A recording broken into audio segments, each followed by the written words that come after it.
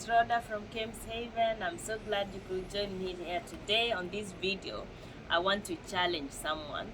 Um, I want to ask you a question. Who's praying for your children? Who's crying out and wailing and lifting up their hands for your children?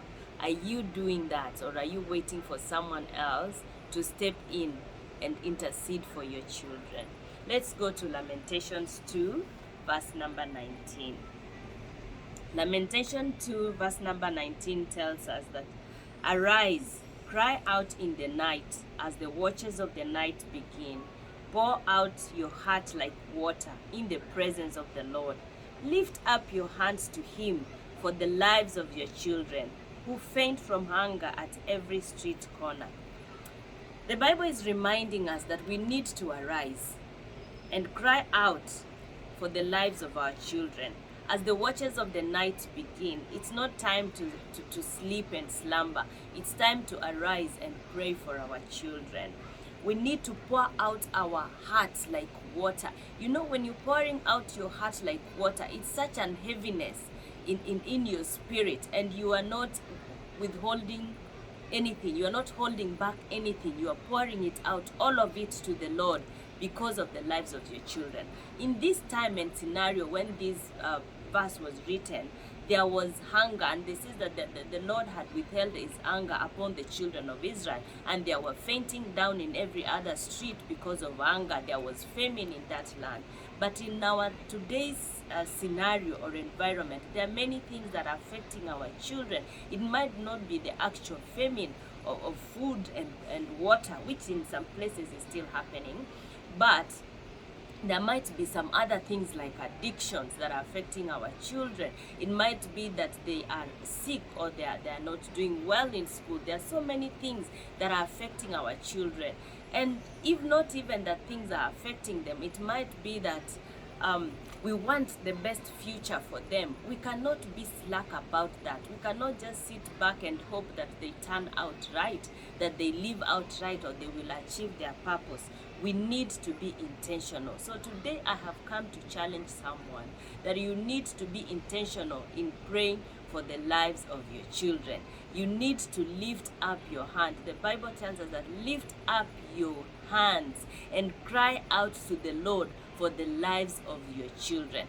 Do not wait for someone to lift up their hands and wail. They cannot wail the same way you will wail for your children. They cannot pour out their hearts before the Lord the same way you, as a parent and a guardian, will pour out your heart for your children. It's you to take up that chance and that position, to be very intentional and set time aside each day. Here in verse number 19, Lamentation 19 tells us that we need to do that at the watches of the night. So there is a set and specific time for you that you need to set aside to go before the Lord and pray for your children. Wail, withhold nothing in your heart for the sake of the lives of your children, and intercede for them like you have never done before. So I want to encourage you and at the same time challenge you. If you've been praying for your children, please continue. Do not tire. You will see the fruit. But if you've been slack and just leaving it to chance that your children will turn out right, I challenge you today to to be very intentional and take time, set time, and go before the presence of the Lord.